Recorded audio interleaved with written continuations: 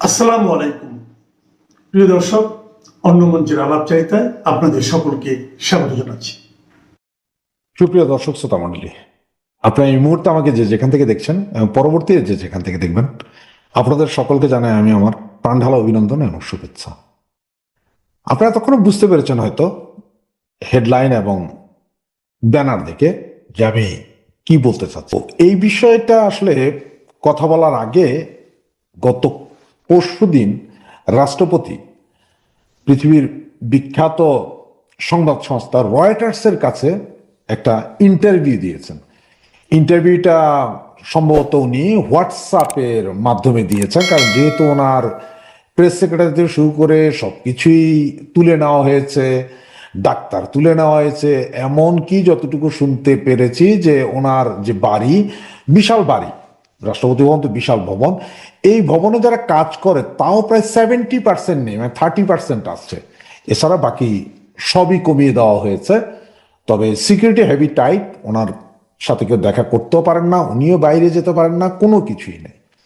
এই অবস্থায় উনি সম্ভবত হোয়াটসঅ্যাপের মাধ্যমেই উনি এই ইন্টারভিউটি দিয়েছেন রয়টার্স, যদিও রয়টার্স বলে নাই যে এটা কিভাবে নিয়েছে, কিন্তু বোঝা যায় যে উনি হয়তো হোয়াটসঅ্যাপের মাধ্যমে দিতে পারে। তো ওনার যেই ইন্টারভিউটা আপনারা হয়তো অনেকে শুনে থাকতে পারেন, যারা না শুনেছেন আমি একটা সামারি বলছি। আসলে এই সামারিটা বলার আগে আপনাদের বলতে হয় যে বাংলাদেশের ইতিহাসে আরেকটা অস্থির অধ্যায়, আর এর কেন্দ্রে আছেন কিন্তু আমাদের রাষ্ট্রপতি মোহাম্মদ শাহাবুদ্দিন। গত পরশুদিন রয়টার্সের কাছে তিনি নিজেই স্বীকার করেছেন যে তিনি অপমানিত, তিনি অবহেলিত, তিনি নিজেই পদত্যাগ করতে চান। মানে রাষ্ট্রপতি শাহাবুদ্দিন আহমেদ তিনি নিজেই পদত্যাগ করে আসলে এখন নিষ্কৃতি চাচ্ছেন। ওনার অবস্থাটা এমন যে ছেড়ে দে মা কেঁদে বাঁচি অবস্থা। মানে আপনারা ভাই যা করবেন করেন, আপনাদের যেহেতু মৌলবাদীদের দেশ, মৌলবাদীরা এই দেশের মালিক বনে গেছেন, আপনারা আপনাদের দেশটাকে নেন ভাই, আমারে জীবনটা ভিক্ষা দেন, আমি চলে যাই, আর নাহলে আমার মাইরা ফেলেন, তাতেও শান্তি। তো এই যে রাষ্ট্রপতি এগুলো বলছেন, এটার মধ্যে দেখেন রাষ্ট্রপতির যেই অভিযোগ, আমাদের শাহাবুদ্দিন সাহেব উনি যে অভিযোগগুলো করছেন, উনি সরাসরি বলছেন যে ডক্টর মোহাম্মদ ইউনূসের নেতৃত্বাধীন অন্তর্বর্তীকালীন সরকার সম্পূর্ণরূপে ওনাকে উপেক্ষা করছেন। তার মানে হচ্ছে উনি যেহেতু এক সরকার প্রধান, উনি রাষ্ট্রপতি, তাহলে প্রধানমন্ত্রী ওনার নিচে। তখন প্রধানমন্ত্রী এরা যে কোনো দেশে গেলে সফর করে আসার পরে নর্মাল নিয়ম অনুযায়ী রাষ্ট্রপতির কাছে গিয়ে ওনারা সব ব্যাখ্যা করেন যে কি হয়েছে না হয়েছে, কি চুক্তি হয়েছে এগুলো। কিন্তু ডাক্তার ইউনূস সাহেব এগুলো কিছুই করেননি। উনি শপথ নেওয়ার পর থেকে আর কখনো রাষ্ট্রপতির সাথে দেখা করেন নাই। রাষ্ট্রপতির প্রেস বিভাগ, মানে রাষ্ট্রপতি প্রেস বিভাগ, যেখানে রাষ্ট্রপতি বিভিন্ন বিবৃতি দেন, বার্তা দেন দেশবাসীর উদ্দেশ্যে বিভিন্ন কিছু, এই প্রেস বিভাগ পুরো প্রেস বিভাগের সরাই দিছে। তার মানে হচ্ছে উনি ঈদের শুভেচ্ছা, ওই পূজার শুভেচ্ছা, রোজার শুভেচ্ছা কোনো কিছুই উনি আর দিতে পারছেন না, কারণ হচ্ছে ওনার প্রেস বিভাগই নেই, এটা পুরোটাই নেই। আর সবচেয়ে বড় অপমান এবং অপমানিত যেটা হয়েছেন সেটা হচ্ছে যে উনি এখনো সাংবিধানিক রাষ্ট্রপতি, এখনো বাংলাদেশের রাষ্ট্রপতি।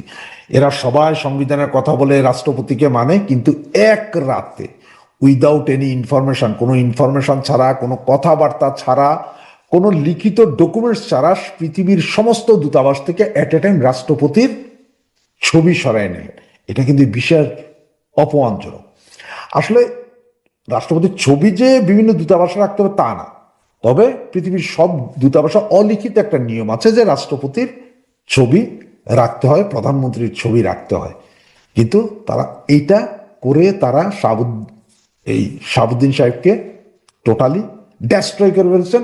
এবং এটা পাবলিকের কাছে যেমন, পৃথিবীর বিভিন্ন দেশের কাছে এটা একটা খারাপ বার্তা গেল। দেখেন এই যে ছবিটা সরানো, এই ছবিটা সরানোতে উনি কিন্তু এতই অপমানিত বোধ করেছিলেন যে উনি যে আর্তনাদ হিসেবে একটা চিঠি লিখেছিলেন ডাক্তার ইউনূসের কাছে, কিন্তু ডাক্তার ইউনূস সাহেব সেই চিঠিটারও কোনো জবাব দেননি। তো আজকে বলছি আমি, গতকাল যখন ঘোষণা হইল যে ফেব্রুয়ারির 12 তারিখের নির্বাচন পর্যন্ত তিনি আছেন, তার মানে উনি আসলে নির্বাচনের পর পর্যন্ত থাকতে বাধ্য। তার কারণটা কি জানেন? একটা নির্বাচিত সরকার বা নির্বাচিত সংসদের হাতে পরবর্তীতে ক্ষমতা দেওয়া, তো ক্ষমতাটা দেওয়া হয় মানে নির্বাচিত সংসদ আসে, ওরা তখন আপনার শপথ নেয়, শপথ নেওয়ার পরে তার একজন স্পিকার নির্বাচন তো করে, স্পিকার আসে, এরপরে একটা রাষ্ট্রপতির যে কদিন মেয়াদ থাকে সে মেয়াদ পূর্ণ হওয়ার পরে এই ওরা আবার নতুন রাষ্ট্রপতি নির্বাচনের সম্মানের সহিত যায়। কিন্তু দেন গতকালকে প্রচার হলো, মানে নির্বাচন কমিশন বললো যে আগামী ফেব্রুয়ারি 12 তারিখেই নির্বাচন ডেট ঘোষণা করে, তফসিল ঘোষণা করছে। আর ঠিক গতকালই আমাদের রাষ্ট্রপতি শাহাবুদ্দিন আহমেদের এই ইন্টারভিউটাও এট এ টাইম প্রকাশ করলেন যে উনি সময়ের আগেই পদত্যাগ করে উনি চলে যেতে চান, উনি এখানে থাকতে চান না। তার মানে উনি যেহেতু সাংবিধানিক বাধ্যবাধকতা আছে ফেব্রুয়ারি 12 তারিখ পর্যন্ত, 12 তারিখের নির্বাচন, সুতরাং 12 তারিখ পর্যন্ত উনি থাকতে হবে, এইটাতে কোনো বিকল্প নাই, কারণ সাংবিধানিক ব্যাপার। তবে উনি যদি এই মুহূর্তে ছাড়তে চান তাহলে হচ্ছে যে ওনাকে স্পিকারের হাতে ক্ষমতা দিতে পারেন। স্পিকার তো নাই, স্পিকার তো আগেই পদত্যাগ করেছে, ডেপুটি স্পিকার আছে, উনি জেলে, শুধু উনি ক্ষমতাটা দিয়ে যাবেন কাকে। এই জন্য উনি বলছেন যে নির্বাচনের পরে ওনার সময় তার 2 বছর 2.5 বছর আছে, উনি আর চান না, উনি নতুন সরকার আসলেই উনি সরে দাঁড়াবেন। এখন এই যখন অবস্থা, তখন দেখেন আওয়ামী লীগ অলরেডি নির্বাচনে নিষিদ্ধ, আওয়ামী লীগ নিষিদ্ধ, আওয়ামী লীগের দল নাই, কিচ্ছু নাই, এই অবস্থা। সুতরাং আওয়ামী লীগ তো নির্বাচন করবে না। সুতরাং আগামী রাষ্ট্রপতি কে হবে, ক্ষমতায় কে আসবে না আসবে সেটার ব্যাপারও ওনার কোনো ইয়ে নাই, যে যেই আসবে আসুক, উনি ক্ষমতা ছেড়ে দিবেন। তো রাষ্ট্রপতি একটা কথা বলেছে যে ওনার সাথে পুরো ইন্টারিম গভর্নমেন্ট যদিও খারাপ ব্যবহার করেছে বা ওনার সাথে দেখা করে নাই, কিছু করে নাই, তবে সেনা প্রধান ওয়াকারুজ্জামান প্রতিনিয়ত দেখা সাক্ষাৎ করেছে। উনি বিদেশ গেলে বা বিদেশ থেকে আসলে এগুলো উনি রাষ্ট্রপতিকে বলেছেন, এবং উনি রাষ্ট্রপতিকে বারবার অনুরোধ করেছেন যে পরবর্তী গণতান্ত্রিক একটা সরকার না আসা পর্যন্ত আপনি থাকেন, কারণ সেনাবাহিনী ক্ষমতা দখলের কোনো পরিকল্পনা নেই। এগুলো সব রাষ্ট্রপতিরই কথা। সুতরাং এই সমস্ত ঘটনার পরে আপনার একটা প্রশ্ন আসে যে বাংলাদেশের রাজনীতি কি নতুন এক মোড় নিতে যাচ্ছে কিনা, রাষ্ট্রপতি কি সত্যি সরে দাঁড়াবেন, নাকি এর পিছনে আরো গভীর রাজনৈতিক হিসাব লুকিয়ে আছে, কোনটা মনে হয়? তবে এখন পর্যন্ত যতটুকু বোঝা যাচ্ছে বা যতটুকু ইনফরমেশন আছে তাতে হচ্ছে যে যদি কোনোভাবে ইউনূস গভর্নমেন্ট যদি কোনোভাবে জামাত এনসিপি কে সরকারে বসিয়ে দিতে পারে, তাহলে রাষ্ট্রপতিকে সরাসরি জেলে যেতে হবে। কেন জেলে যেতে হবে সেটা এখন বলছি। কারণ হচ্ছে যে জামাত এবং এনসিপি যদি আসে তাহলে রাষ্ট্রপতিকে তারা, এই রাষ্ট্রপতি যে ওত নিয়েছে, মানে যে শপথ নিয়েছে, রাষ্ট্রের যে শপথ নিয়েছে সেই শপথ ভঙ্গের দায়ে ওনাকে জেলে যেতে হবে। তার কারণ হচ্ছে এরা শপথ ভঙ্গ করেছে বলছে এই জন্য যে মিথ্যাচার করেছে। সেটা হচ্ছে মনে আছে আপনাদের সকলের, মানব জমিনের সম্পাদকের সাথে একটা ইন্টারভিউ, যেখানে উনি বলেছিলেন প্রধানমন্ত্রী জননেত্রী শেখ হাসিনা কোথায় পদত্যাগ পত্রটা জমা দিয়েছেন সেটা একটু দেখানোর জন্য, এবং ওনার কাছে নাই, উনি এই খবরও জানেন না, উনি অনেক জায়গায় খোঁজ দিয়েছেন, কেউ পদত্যাগ পত্র দেখাতে পারেননি। এইটা নাকি রাষ্ট্রীয় গুরুত্বপূর্ণ আপনার গুরুতর আইন লঙ্ঘনের কাজ করে, মানে রাষ্ট্রের একটা গোপন জিনিস উনি মুখ থেকে বের করে দিয়েছেন, যেটা উনি যে ওত নিয়েছেন, উনি যে শপথ নিয়েছেন শপথের সাথে যায় না। মানে রাষ্ট্রপতি প্রধানমন্ত্রী ওনারা যখন শপথ নেন তখন রাষ্ট্রের গুরুত্বপূর্ণ বিষয় যেগুলো গোপন রাখার সেগুলো গোপন রাখতে হলে পাবলিকলি প্রকাশ করা যাবে না। এই যে প্রধানমন্ত্রী শেখ হাসিনা যে পদত্যাগ করেননি বা পদত্যাগ পত্র পাওয়া যায়নি, এইটা নাকি উনি চরম অন্যায় করেছেন, আর এই কারণে ওনাকে জেলে ঢুকানো হবে। এবং জেলে ঢুকানোর পরেও ওনার বিরুদ্ধে এই যে 250-300 যে হত্যা মামলা আছে সবগুলোতে ওনাকে জড়ানো হবে, বলা হবে যে উনি রাষ্ট্রপ্রধান থাকা অবস্থা তো এগুলো নিয়ন্ত্রণ করতে পারেননি, এই জন্য ওনাকেও হুকুমের আসামি করে জেলে ঢুকানো হবে। এটা হচ্ছে জামাত এনসিপি এবং ডক্টর ইউনূসের প্ল্যান। আর যদি কোনো কারণে বিএনপি ক্ষমতায় চলে আসে, তাহলে যে প্ল্যানটা আছে, বিএনপি ক্ষমতায় আসলে হয়তো ওনাকে ঠিক স্পিকার নির্বাচিত করে এবং একজন নতুন রাষ্ট্রপতি নিয়োগ করার পরে ওনাকে হয়তো একটা সেফ এক্সিট দিয়ে দেওয়া হবে যে আপনাকে এতক্ষণ সময় দেওয়া হলো, হয়তো 24 ঘন্টা বা 12 ঘন্টা, যে আপনি দেশ ত্যাগ করেন। উনি দেশ ত্যাগ করার পরে হয়তো বিএনপি মামলা করতেও পারে, নাও করতে পারে, সেটা অন্য বিষয়। তার মানে এটা হচ্ছে যে একটা নির্বাসন, ওনাকে নির্বাসন। এই জন্য আমি লিখেছি যে জেল না নির্বাসন। কিন্তু এখন পর্যন্ত যা বোঝা যাচ্ছে তাতে ইউনূস গভর্নমেন্ট, জামাত এবং এনসিপি মিলিয়ে যেটা পাকাচ্ছে সেটা হচ্ছে ওরা যেন তেন একটা নির্বাচন করে যদি ক্ষমতায় আসতে পারে, তাহলে রাষ্ট্রপতি সাহেব উনি ঢুকে যাবেন জেলে, ইউনূস সাহেব হয়ে যাবেন রাষ্ট্রপতি। এই হচ্ছে যে ওনাদের কাহিনী, যার কারণে এটা লিখলাম বা এটা আপনাদেরকে বললাম।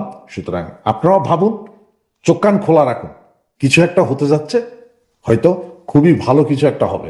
জয় বাংলা, জয় বাংলা। বাংলাদেশের রাজনীতি যখন ত্রয়োদশ সংসদ নির্বাচনের তফসিল নিয়ে সরগরম, তখনই বড় একটা বোমা ফাটালেন দেশটির রাষ্ট্রপতি মোহাম্মদ শাহাবুদ্দিন। 16 মাস ধরে মুখ বুঝে সহ্য করা রাষ্ট্রপতি শেষ পর্যন্ত মুখ খুললেন দেশীয় কোনো সংবাদ মাধ্যমে নয়, বিদেশি বার্তা সংস্থা রয়টার্সের কাছে। রয়টার্সের কাছে রাষ্ট্রপতি মোহাম্মদ শাহাবুদ্দিন বলেছেন, বাংলাদেশের অন্তর্বর্তীকালীন সরকার তাকে শুধু অপমানই উপহার দিয়েছেন, তার কণ্ঠ রোধ করা হয়েছে। নির্বাচনের পর তিনি রাষ্ট্রপতির পদ থেকে পদত্যাগ করতে চান। দর্শক, 2025 সালের 15 মে রাষ্ট্রপতি নিয়ে করা আমাদের একটি ভিডিওতে আমরা দেখিয়েছিলাম পদত্যাগের দাবি সফল না হওয়ার পর থেকে অন্তর্বর্তী সরকার তার মেডিকেল থেকে প্রেস উইং সহ নানা সুবিধাগুলো একে একে বাতিল করেছিল। আমরা দেখিয়েছিলাম রাষ্ট্রপতি কিভাবে বঙ্গভবনের 4 দেয়ালের মাঝে বন্দী হয়ে আছেন। এবার নিজ মুখে রাষ্ট্রপতি সেসব বললেন বার্তা সংস্থা রয়টার্সের কাছে। তবে রয়টার্সের রিপোর্টটি থেকে একটি জটিল প্রশ্নের উত্তর পাওয়া যায় না। দর্শক, এখানে প্রশ্ন ওঠে, এতটা অপমান সহ্য করেও রাষ্ট্রপতি এতদিন কেন পদে থেকেছেন, কেন তিনি পদত্যাগ করেননি? তার উত্তর আমরা দিয়েছিলাম আরেকটি ভিডিওতে, যেটি প্রচার হয়েছিল 2024 সালের 20 সেপ্টেম্বর, যেখানে বলেছিলাম রাষ্ট্রপতি পদত্যাগ করতে পারবেন না, এমনকি ছুটিতেও যেতে পারবেন না। এবার রাষ্ট্রপতি নিজ মুখে রয়টার্সকে বলেছেন তিনি সাংবিধানিক দায়িত্ব রক্ষার স্বার্থে পদে আছেন, নির্বাচন হলে তিনি পদত্যাগ করে চলে যেতে চান। রাষ্ট্রপতি শাহাবুদ্দিনের এই পদত্যাগের ইচ্ছাকে বলা যেতে পারে অপমানের জবাব মধ্যমেয়াদী চুক্তি। এমন প্রেক্ষাপটে আমাদের নতুন প্রশ্ন হলো, এই মুহূর্তে সাংবিধানিক জটিলতার এই কমেডি অফ ইরর্স কিভাবে কাজ করছে? সংবিধানের সর্বোচ্চ পদের ব্যক্তিকে অসম্মান করে দ্বিতীয় সর্বোচ্চ ব্যক্তি কিভাবে সাংবিধানিক পদে থাকেন? 11 ডিসেম্বর সন্ধ্যা 6টায় জাতির উদ্দেশ্যে ভাষণে ত্রয়োদশ জাতীয় সংসদ নির্বাচনের তফসিল ঘোষণা করেন প্রধান নির্বাচন কমিশনার AMM নাসির উদ্দিন। তিনি জানিয়েছেন, ত্রয়োদশ জাতীয় সংসদ নির্বাচনে ভোট গ্রহণ করা হবে আগামী 12 ফেব্রুয়ারি। গত 16 মাস ধরে হচ্ছে, হবে, দিচ্ছি, দিব, এমন বহু শঙ্কা আর দোলাচলের মধ্যে নির্বাচনের তফসিল নিঃসন্দেহে দেশের মানুষের কাছে ছিল বড় একটি খবর। কিন্তু তার প্রায় 2 ঘন্টা পর বড় একটি বোমা ফাটালো আন্তর্জাতিক সংবাদ মাধ্যম রয়টার্স। রয়টার্সের এক্সক্লুসিভ খবরটির শিরোনাম হলো, Bangladesh president feeling humiliated, wants to step down halfway through term. যার অর্থ হলো বাংলাদেশের রাষ্ট্রপতি অপমানিত বোধ করেছেন, মেয়াদের মাঝপথে পদত্যাগ করতে চান। বঙ্গভবনে বসে মুখোমুখি কোনো সাক্ষাৎকারে রাষ্ট্রপতি মোহাম্মদ শাহাবুদ্দিন এই সাক্ষাৎকার দেননি। রয়টার্সের সাংবাদিক কৃষ্ণা এন দাসকে হোয়াটসঅ্যাপে এই সাক্ষাৎকার দিয়েছেন, বলেছেন তিনি চলে যেতে চান, তিনি চলে যেতে আগ্রহী। রয়টার্স বলছে, রাষ্ট্রপতি হিসেবে দায়িত্ব নেওয়ার পর থেকে এটি তার প্রথম মিডিয়া সাক্ষাৎকার। রাষ্ট্রপতি মোহাম্মদ শাহাবুদ্দিন খোলাখুলি জানিয়েছেন তিনি তার মেয়াদের মাঝপথে অর্থাৎ ফেব্রুয়ারির সংসদ নির্বাচনের পর পদত্যাগ করতে চান। কেন? তার সোজাসাপটা উত্তর, তিনি অন্তর্বর্তীকালীন সরকার যার নেতৃত্বে আছেন নোবেল বিজয়ী মোহাম্মদ ইউনূস, তাদের দ্বারা অত্যন্ত অপমানিত বোধ করেছেন। দর্শক, বাংলাদেশের সংবিধান অনুযায়ী রাষ্ট্রপতি হলেন দেশটির সর্বোচ্চ সম্মানিত ব্যক্তি। সাংবিধানিক অন্য পোস্টগুলোতেও তিনি নিয়োগ দিয়ে থাকেন। 2023 সালের 24 এপ্রিল বাংলাদেশের 22তম রাষ্ট্রপতি হিসেবে শপথ নেওয়ার পর থেকে দায়িত্বে আছেন মোহাম্মদ শাহাবুদ্দিন। যদিও ক্ষমতার বিচারে বাংলাদেশের রাষ্ট্রপতির পদটিকে অলংকারিক বলে সমালোচনা করা হয়, তবে ক্ষমতা যাই হোক না কেন 5ই আগস্ট বাংলাদেশের রাজনৈতিক পট পরিবর্তনের পর থেকে রাষ্ট্রপতি ইস্যুটি নানা সময় ঘুরে ফিরে আসছে। রয়টার্সের রিপোর্ট অনুযায়ী দেখে নেওয়া যাক, অন্তর্বর্তীকালীন সরকার যার নেতৃত্ব দিচ্ছেন শান্তিতে নোবেল বিজয়ী ডক্টর মোহাম্মদ ইউনূস, কিভাবে রাষ্ট্রপতির প্রতি এই অপমান উপহার হিসেবে পাঠিয়েছেন। রাষ্ট্রপতি নিজেই রয়টার্সকে বলেছেন, গত প্রায় 7 মাস ধরে ডক্টর ইউনূস তার সঙ্গে সাক্ষাৎ করেননি। দর্শক, গত 15 মে প্রচারিত ভিডিওতে আমরা দেখিয়েছিলাম সংবিধানের 48-এর 5 নম্বর অনুচ্ছেদে পরিষ্কারভাবে বলা আছে, সরকার প্রধান রাষ্ট্রীয় ও পররাষ্ট্রীয় নীতি সংক্রান্ত বিষয়াদি সম্পর্কে রাষ্ট্রপতিকে অবহিত রাখবেন এবং রাষ্ট্রপতি অনুরোধ করলে যে কোনো বিষয় মন্ত্রিসভায় বিবেচনার জন্য পেশ করবেন। সংবিধানের এই ধারা মতে সাধারণত প্রধানমন্ত্রী প্রত্যেকটি গুরুত্বপূর্ণ বিদেশ সফরের পর রাষ্ট্রপতির সাথে সাক্ষাৎ করেন। সফরে যেসব অগ্রগতি হয়েছে সেগুলো সম্পর্কে রাষ্ট্রপতিকে অবহিত করেন। এমনকি বিগত সরকারের আমলে কোনো দেশের রাষ্ট্রপ্রধান বাংলাদেশে আসলে তিনি যখন রাষ্ট্রপতির সাথে দেখা করতে যেতেন তখন বঙ্গভবনে প্রধানমন্ত্রীও যেতেন। কিন্তু অধ্যাপক ইউনূসের 15টি বিদেশ সফরের পর এমনটি একটি বারের জন্য দেখা যায়নি। মনে হতে পারে বঙ্গভবন আর প্রধান উপদেষ্টার কার্যালয় দুটি যেন ভিন গ্রহে অবস্থিত। তবে রয়টার্সের রিপোর্ট অনুযায়ী রাষ্ট্রপতির জন্য সবচেয়ে বড় আঘাতটা আসে গত সেপ্টেম্বরে। রাষ্ট্রপতি জানিয়েছেন, বিশ্বজুড়ে বাংলাদেশের দূতাবাস, কনসুলেট এবং হাই কমিশনগুলো থেকে তার ছবি হঠাৎ করেই সরিয়ে ফেলা হয় এক রাতেই। শুনতে ছোট মনে হতে পারে, কিন্তু এটা একটা সাংবিধানিক প্রধানের জন্য বিশাল প্রতীকী আঘাত। রাষ্ট্রপতি বলেছেন, তিনি অনুভব করেছেন এর মাধ্যমে জনগণের কাছে একটি ভুল বার্তা যাচ্ছে, যেন সম্ভবত রাষ্ট্রপতিকে অপসারণ করা হচ্ছে। দর্শক, গত 15ই আগস্ট পররাষ্ট্র মন্ত্রণালয়ে বিদেশে অবস্থিত বাংলাদেশের সব কূটনৈতিক মিশন, কনসুলেট, কূটনীতিকদের অফিস এবং বাসভবন থেকে রাষ্ট্রপতি মোহাম্মদ শাহাবুদ্দিনের ছবি সরানোর নির্দেশনা দিয়েছিলেন। সবচেয়ে রহস্যজনক বিষয় হলো, এই নির্দেশটি ছিল মৌখিক এবং অনানুষ্ঠানিক। লিখিত সার্কুলার বা আদেশ জারি করা হয়নি। রাষ্ট্রপতি রয়টার্সকে বলেছেন, তিনি বিষয়টি নিয়ে ডক্টর ইউনূসকে চিঠিও লিখেছিলেন, কিন্তু কোনো পদক্ষেপ নেওয়া হয়নি। তিনি আক্ষেপ করে বলেছেন, মাই ভয়েস হ্যাজ বিন স্টেপলেড, মানে তার কণ্ঠস্বর রুদ্ধ করে দেওয়া হয়েছে। দর্শক, মন খুলে সমালোচনা করার কথা বলা সরকারের সময় দেশের সর্বোচ্চ পদাধিকারী ব্যক্তিটি বলেছেন তার কণ্ঠ রুদ্ধ করে দেওয়া হয়েছে। বিদেশি দূতাবাস ও মিশন থেকে ছবি সরানো নিয়ে রাষ্ট্রপতি এর আগে পররাষ্ট্র উপদেষ্টা মোহাম্মদ তৌহিদ হোসেনকে চিঠি দিয়েছিলেন। সেই চিঠিতে লিখেছিলেন, আমার কোনো অনুযোগ নেই, তবে আছে বুক ভরা আর্তনাদ। দর্শক, গত বছরের 19 অক্টোবর জনতার চোখের সম্পাদক মতিউর রহমান চৌধুরীকে দেয়া রাষ্ট্রপতির একটি সাক্ষাৎকার ছাপা হয়েছিল, যেখানে তিনি বলেছিলেন সাবেক প্রধানমন্ত্রী শেখ হাসিনা কোনো পদত্যাগপত্র তাকে দিয়ে যাননি। এরপর সরকারের আইন উপদেষ্টা রাষ্ট্রপতি মিথ্যাচার করেছেন বলে গুরুতর অভিযোগ করেন প্রকাশ্যে। তারপরে শুরু হয় রাষ্ট্রপতির পদত্যাগের দাবিতে আন্দোলন। 2 দিন বঙ্গভবনের সামনে হাউকাউ করে চুপসে যায় তারা। কেন চুপসে যায় সে প্রশ্ন রয়টার্স সরাসরি না করলেও রাষ্ট্রপতির কথায় কিছুটা ইঙ্গিত পাওয়া যায়। রাষ্ট্রপতি বলেছেন, তিনি সাংবিধানিকভাবে সশস্ত্র বাহিনীর সর্বাধিনায়ক। সেনাপ্রধান জেনারেল ওয়াকারুজ্জামান তার সাথে নিয়মিত যোগাযোগ রাখছেন, আর জেনারেল ওয়াকার চান দেশ গণতান্ত্রিক ধারায় ফিরে যাক এবং রাজনৈতিক ক্ষমতা দখলের কোনো ইচ্ছাই সেনাপ্রধানের নেই। রাষ্ট্রপতি জানিয়েছেন, সাম্প্রতিক মাসগুলোতে কোনো রাজনৈতিক দল তাকে পদত্যাগ করতে বলেনি। দর্শক, আমরা 15 মে ভিডিওতে জানিয়েছিলাম রাষ্ট্রপতির বিরুদ্ধে পদত্যাগের আন্দোলন ব্যর্থ হওয়ার পর সরকারের তরফ থেকে একে একে তার সব সুবিধা কে নেওয়া হয়, বাদ দেওয়া হয় তার প্রেস উইংকে। রয়টার্সকে দেওয়া সাক্ষাৎকারে এই তথ্য জানিয়েছেন রাষ্ট্রপতিও। চলতি বছরের 29 জানুয়ারির পর থেকে বঙ্গভবনের ওয়েবসাইটে নতুন কোনো ছবি বা তথ্য আপলোড করা হয় না। এমনকি রাষ্ট্রপতি ও তার স্ত্রীর জন্য নির্ধারিত চিকিৎসক সংখ্যাও কমিয়ে দেওয়া হয়েছে। বিদেশে চিকিৎসার জন্য যেতে চাইলে সেটিরও অনুমোদন দেওয়া হয়নি। প্রশ্ন হলো, গত 16 মাসে এতটা অপমানিত বোধ করার পরও কেন মোহাম্মদ শাহাবুদ্দিন পদত্যাগ করেননি? রয়টার্সকে রাষ্ট্রপতি বলেছেন, তিনি সাংবিধানিক সংকটে পড়তে চাননি। তিনি বলেছেন, নির্বাচন না হওয়া পর্যন্ত তার দায়িত্ব পালন চালিয়ে যাওয়া উচিত।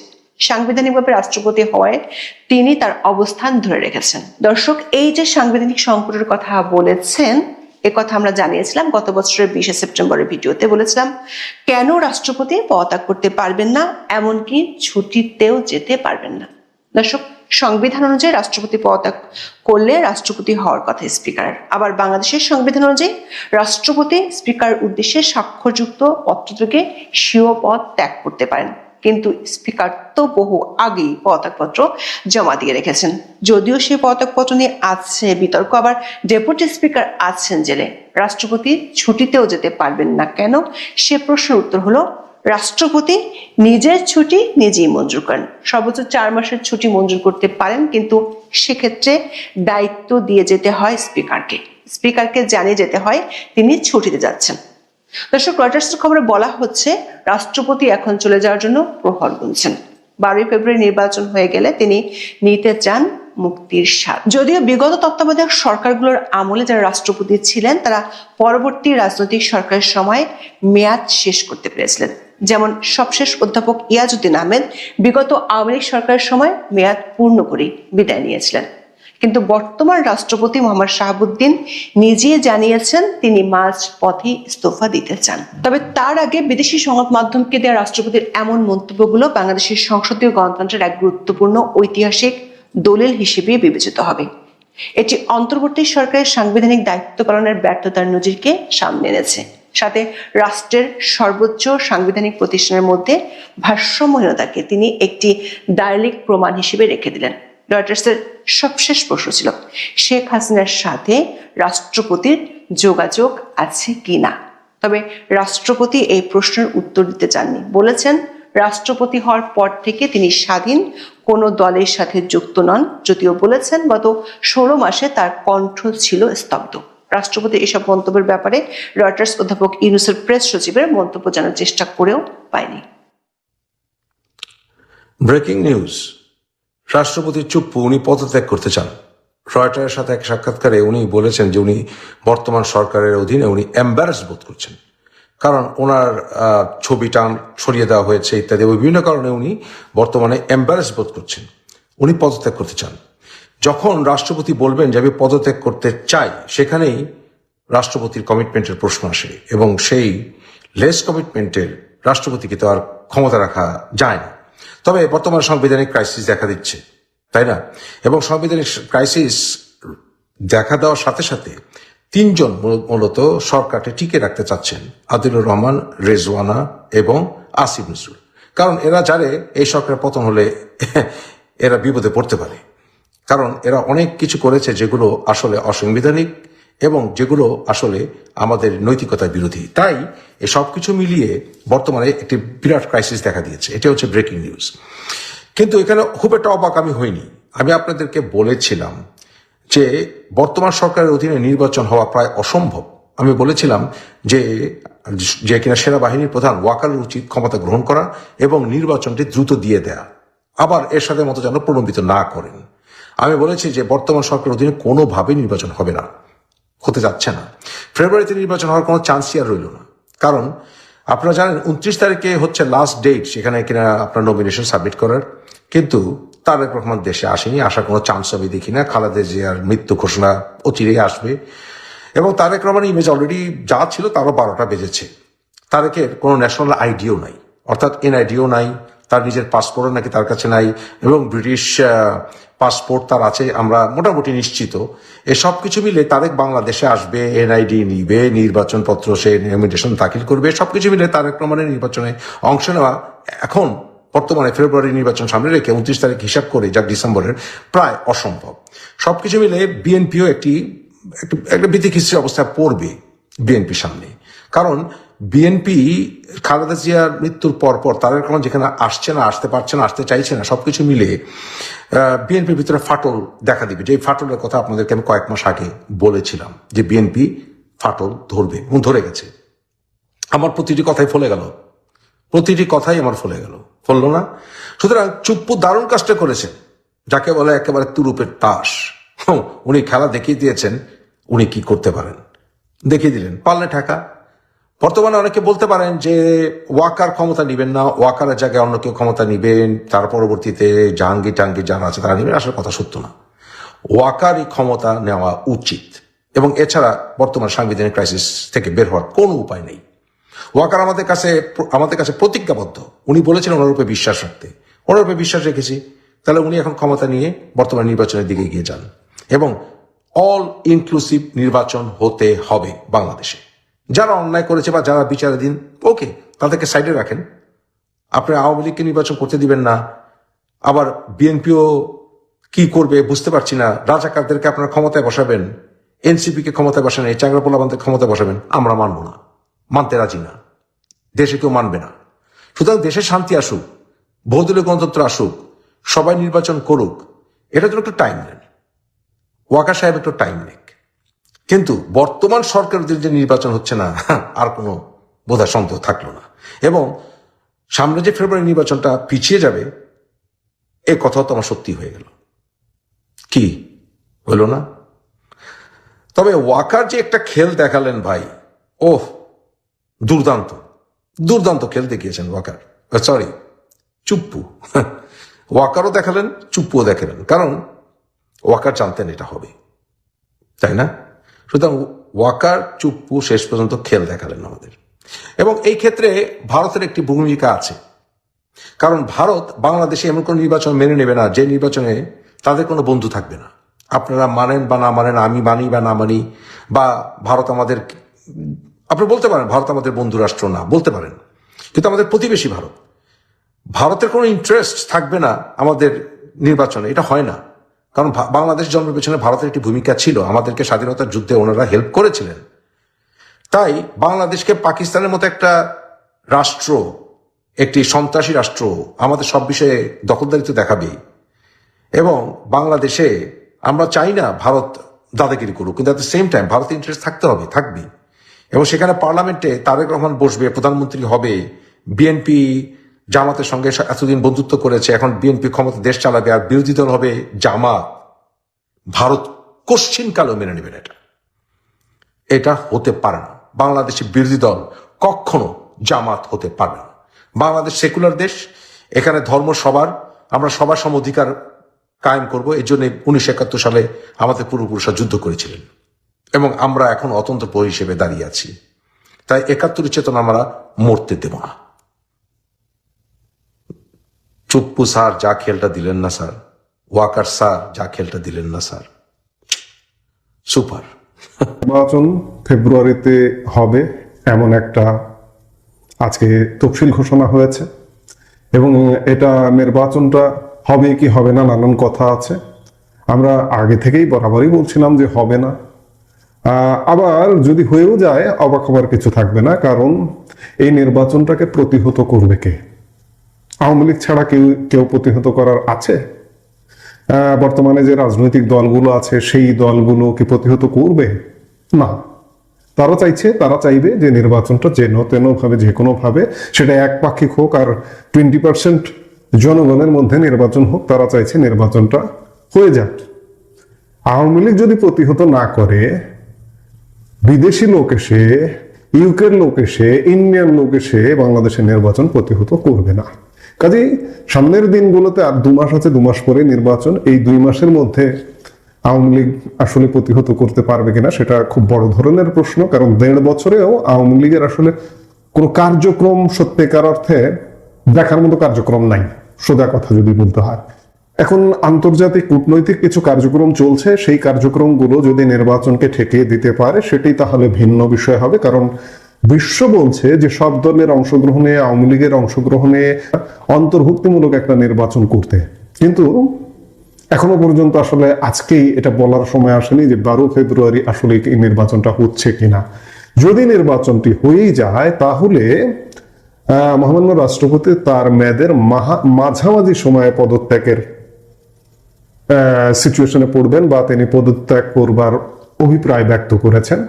আজ বৃহস্পতিবার 11 ডিসেম্বর রয়টার্সকে দেওয়া এক সাক্ষাৎকারে তিনি অভিযোগ করেন যে মোহাম্মদ ইউনূসের নেতৃত্বাধীন অন্তর্বর্তী সরকারের আচরণে তিনি অত্যন্ত অপমানিত বোধ করছেন। অপমানিত বোধ করবারই তো কথা। খেয়াল করে দেখুন যে মহামান্য রাষ্ট্রপতির হাতে শপথ নিয়ে এসছেন মোহাম্মদ ইউনূস। শপথ নিয়ে আসবার পরে কিন্তু একবারও রেওয়াজ অনুযায়ী প্রধানমন্ত্রী, সরকার প্রধান, রাষ্ট্রপ্রধানের সাথে সাক্ষাৎ করে একবারও মুখ দেখা দেখি পর্যন্ত করেননি। রাষ্ট্রপতির নানান সুযোগ সুবিধা বন্ধ করে দিয়েছেন, রাষ্ট্রপতির প্রেস উইং বন্ধ করে দিয়েছেন, রাষ্ট্রপতিকে কোনো মিডিয়ায় কথা বলা বা তার সোজা কথা সরকারি মিডিয়া, এই যে বেতার টেলিভিশন, তার কোনো অনুষ্ঠান কাভারেজ করে না। মানে নানাভাবে বঙ্গভবনকে সীমিত করতে করতে রাষ্ট্রপতির ক্ষমতা তো এমনিতেই সীমিত করতে করতে এমন সীমিত করেছেন যে তিনি এক প্রকার বলতে গেলে বলা যায় যে এই মুহূর্তে বঙ্গভবনের দম বন্ধ করে আছেন। আওয়ামী লীগ সরকার বিদায় হবার পরে সবচেয়ে বিপদগ্রস্ত মানুষটা হচ্ছেন মহামান্য রাষ্ট্রপতি। নিতান্তই কিছু দায় দায়িত্ব আছে, দায় দায়িত্বের কারণে তিনিও এই কথাগুলো বলেছেন রয়টার্সের সাক্ষাৎকারে।